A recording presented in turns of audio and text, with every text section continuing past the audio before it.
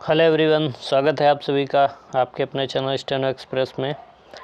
यह जो हमारा ज्योग्राफी का वीडियो है, इसमें हम लोग देखेंगे जो अरब सागर से जो निकलने वाली नदियां हैं, तो अरब सागर में गिरने वाली जो नदियां हैं, यानी जो प्रायद्वीपीय भारत की वो नदियां जो इधर से निकल के अरब सागर में गिरती हैं जाके, तो उनके बारे में देखेंगे। ये इधर की सारी नदियाँ जो इधर गिरती हैं अरब सागर में।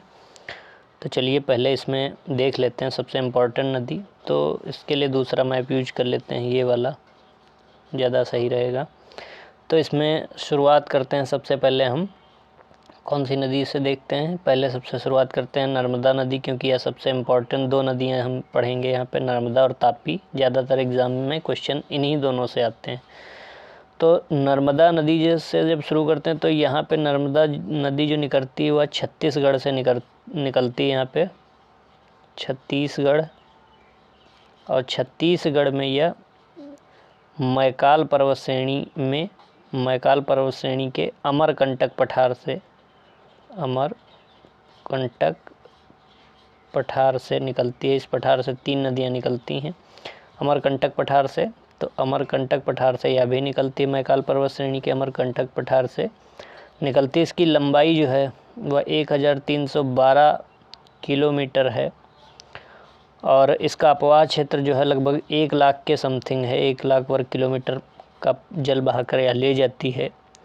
और इसके अपवाह क्षेत्र का सबसे ज़्यादा भाग जो है वह मध्य प्रदेश एमपी में है। लगभग 87% जो इसका हिस्सा है अपवाह क्षेत्र का, वह मध्य प्रदेश में फैला हुआ है, 87%। उसके बाद जब देखेंगे तो थोड़ा इसका गुजरात में है, 11% के लगभग 11.5% गुजरात में यहाँ पे है। और थोड़ा सा, बहुत थोड़ा सा 1.5% जो है वह महाराष्ट्र में है। तो 3 राज्यों में फैला हुआ है। एक तो यहाँ से शुरू करें एमपी, उसके बाद यहाँ महाराष्ट्र, और गुजरात और यह महाराष्ट्र। तो 3 राज्यों में मुख्यतः छत्तीसगढ़ से यह निकलती है। अब अरब सागर में अगर हम सभी नदियों को आप देख लें, तो इसमें सबसे लंबी आपको नदी कौन सी दिखाई दे रही होगी, वो नर्मदा ही है, अरब सागर में गिरने वाली। अगर प्रायद्वीपीय भारत की सबसे लंबी नदी पूछे वह गोदावरी है, लेकिन चूँकि गोदावरी नदी इधर को बहती है, बंगाल की खाड़ी में गिरती, तो अरब सागर में गिरने वाली सबसे लंबी नदी नर्मदा है। उसके बाद अगर दूसरी देखेंगे तो वह तापी हो जाएगी। तो नर्मदा नदी नंबर 1 पे है, अरब सागर में गिरने वाली प्रायद्वीपीय भारत की सबसे लंबी नदी है।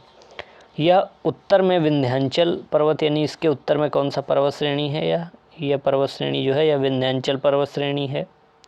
और नर्मदा के और दक्षिण में सतपुड़ा श्रेणियों के मध्य, दक्षिण में जो इसके है यह सतपुड़ा पर्वत श्रेणी है। यानी आप इस तरीके से मैप में बना लीजिए, सबसे पहले ऊपर विंध्य पर्वत, और विंध्य के बाद में बीच में नर्मदा, और उसके बाद फिर सतपुड़ा, और सतपुड़ा के बाद में यह कौन सी है, यह तापी नदी हो जाएगी।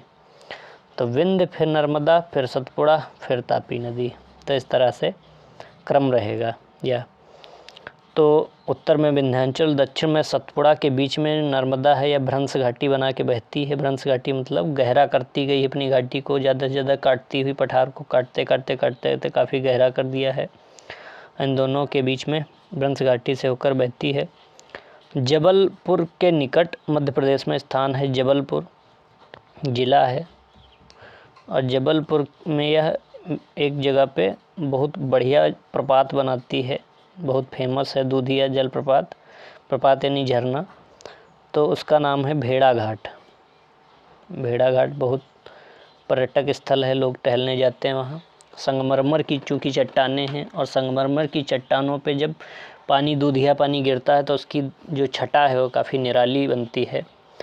तो उसके अलावा भेड़ा घाट के में जो छोटे छोटे जलप्रपात हैं, उनमें कंदरा है, और धुआंधार है, धुआंधार जिसको कपिल धारा भी बोलते हैं, धुआंधार को कपिल धारा भी बोलते हैं।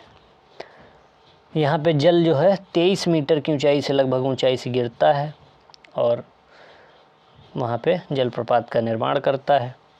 नर्मदा का जो निचला भाग है, इधर जो है यहाँ नौका चलाई जा सकती है। यहाँ चूँकि पठारी भाग ज़्यादा है, प्रपात है, इसलिए यहाँ नाव नहीं चल सकती। निचले भाग में यहाँ नाव चलाई जा सकती है। यहाँ पे भड़ौच के निकट यहाँ पे एक शहर है भड़ौच बंदरगाह, और उसके निकट अरब सागर में या खंबात की खाड़ी में यहाँ पे, या खंबात की खाड़ी या कच्छ की खाड़ी, तो या खंबात की खाड़ी में यहाँ पे अपना मुहाना बनाती है, यहाँ पे या भड़ौच की खाड़ी में, भड़ौच में खंबात की खाड़ी में गिर जाती है। भ्रंश घाटी में बहने के कारण इसमें अवसाद नहीं रहते हैं, अवसाद जलोढ़ नहीं होता है, इसलिए ये अपने मुहाने पे डेल्टा का निर्माण नहीं करता है। अब हम देख लेते हैं इसकी सहायक नदियों के बारे में। तो जो सहायक नदियां हैं, तो इनकी सहायक नदियों के बारे में जब देखते हैं तो बहुत सारी इसकी सहायक नदियां हैं।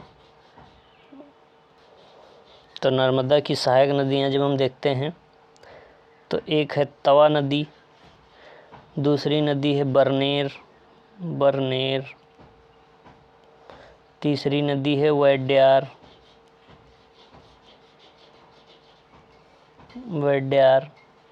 दूधी, हिरन, बरना, कोनार, माचक, यह सभी इसकी सहायक नदियां हैं नर्मदा नदी की। नेक्स्ट जब नदी देखते हैं हम, तो वह हम देखते हैं तापी नदी, जो दूसरी महत्वपूर्ण नदी है, तापी नदी या ताप्ती नदी।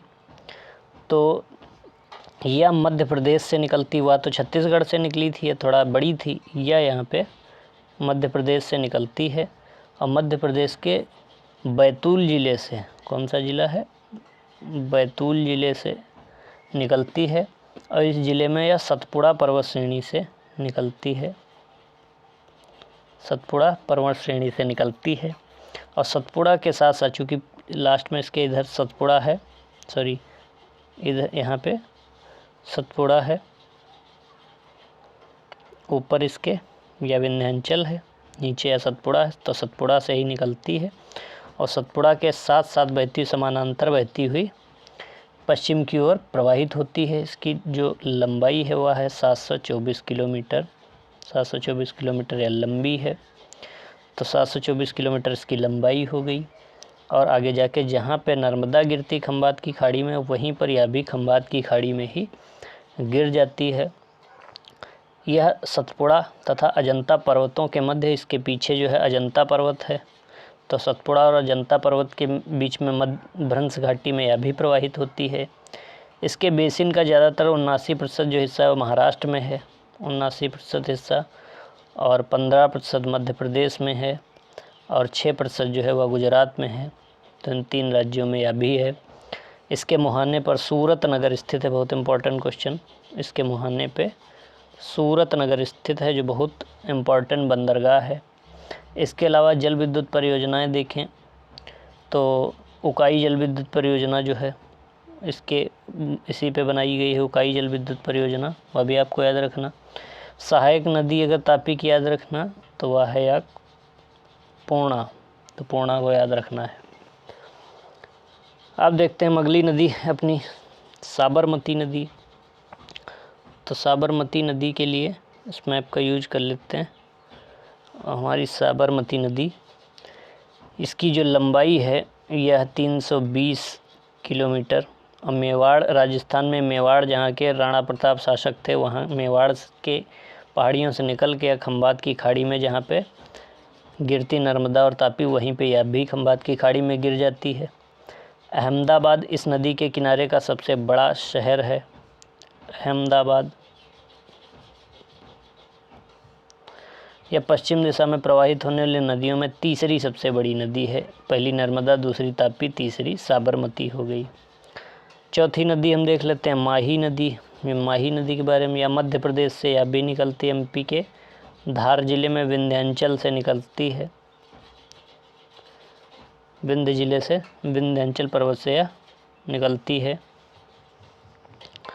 और उसके बाद यह नदी, उसके बाद जब है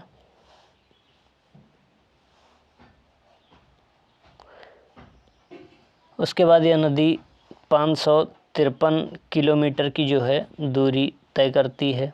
उसके बाद खंबात की खाड़ी में जाके मिल जाती है यहाँ पे। इसका अपवाह क्षेत्र जो है वह 34,842 वर्ग किलोमीटर है। मध्य प्रदेश, राजस्थान, गुजरात राज्यों में फैला हुआ है। और अगर इसकी मुख्य सहायक नदियों के बारे में देखें तो इसकी मुख्य सहायक हैं सोम और जाखम, यह दो इसकी मुख्य सहायक नदियां हैं। इसके बाद एक और नदी देखते हैं, वह हमारी होगी लूनी नदी, जो राजस्थान से आती है। लूनी नदी, लूनी राजस्थान के अजमेर ज़िले से निकलती है और अजमेर ज़िले के दक्षिण पश्चिम में अरावली पर्वत श्रेणी से निकलकर नाग पर्वत से 320 किलोमीटर तक उसकी लंबाई है और आगे जाके इस कच्छ के रण में यहाँ पे विलीन हो जाती हुआ यहाँ तक पहुँचती ही नहीं है, अरब सागर तक पहुँचती ही नहीं है। यहीं पे कच्छ के रण में ही यह दलदली एरिया इसी में या विलीन हो जाती है, विलुप्त हो जाती है। इसकी लूनी की अगर सहायक नदियों की बात करें तो सरस्वती है, जवाई है, उसके अलावा सूखड़ी है, उसके अलावा लीलड़ी है, उसके अलावा मीठड़ी है, मीठड़ी भी इसकी एक सहायक नदी है। तो यह भी एक इसकी